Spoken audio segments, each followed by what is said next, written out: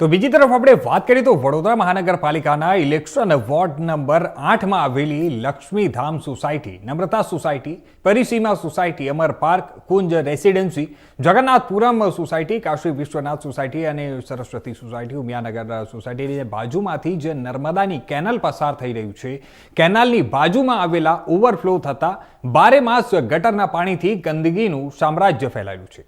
ત્યારે રાત્રે અસંખ્ય દુર્ગંધ માર્યું છે અને ગંદા પાણીમાં મચ્છરોનો ઉપદ્રવ એટલો બધો છે કે સ્થાનિક રહીશો રાત્રે બહાર બેસી શકતા નથી કે ઘરના દરવાજા ખોલી શકતા નથી।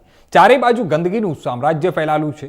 કેનાલની બાજુમાં ઝાડી ઝાંખડ હોવાથી અને સફાઈ નહીં થતી હોવાથી વારંવાર ઝેરી સાપ અને જીવજંતુઓ તે લોકોના ઘરની અંદર આવી જાય છે અને 10 જેટલી સોસાયટીઓના જે રહીશો છે અને પરિવારનું જીવન જોખમમાં હોવાથી આ તમામ લોકો આ બાબતની જાણ ચૂંટાયેલા કોર્પોરેટરો અને તેમજ સયાજીગુંજ વિધાનસભાના ધારાસભ્ય કેયુ રોકડિયાને વારંવાર રજૂઆત કરી છે, પરંતુ આજ દિન સુધી કોઈ પણ પ્રકારનો નિકાલ થયો નથી અને જેના કારણે ઇલેક્શન વોર્ડ નંબર 8 માં આવેલી 10 જેટલી સોસાયટીના રહીશો દ્વારા આમ આદમી પાર્ટીના વીરેન રામીની આગેવાનીમાં લક્ષ્મીધામ સોસાયટી પંચવટી કેનાલ પાસે હનુમાનજીના મંદિરની ગલીમાં ગોરવા ખાતે હલ્લા બોલનો કાર્યક્રમ રાખવામાં આવ્યો હતો અને તંત્રને ઢોલ નગાડા વગાડી જગાડવાનો પ્રયાસ કર્યો હતો।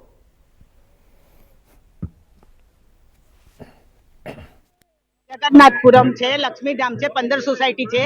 अहिया कोई दिवस कोई सफाई नहीं, कोई दवा नहीं, कशुं ज नहीं अने उंदरो एटला मोटा मोटा है कि लोकोनी गाड़ीओनो 3-3,000 खर्चो थयो छे, कापी नाख्या छे गाड़ीमां। पछी अने बीजू साप बी एटला चोमासामां एकलू जवाय नहीं, अहियाथी निकळवुं होय तो एकलू निकळाय नहीं। कूतरा एटला, साप बी एटला ने उंदर बी एटला, एकलू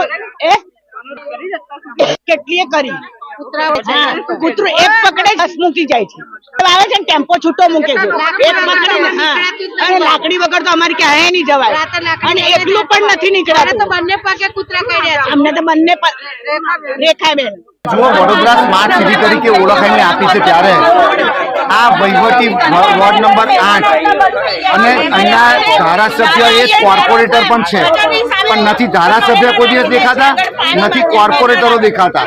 આજે તમે જુઓ 30 વર્ષથી અહીંયા નર્મદા કેનાલની બિલકુલ બાજુની અંદર ગટરના પાણી ફરી વળ્યા અને એની અંદર 30 વર્ષથી મચ્છરોનો ઉપદ્રવ।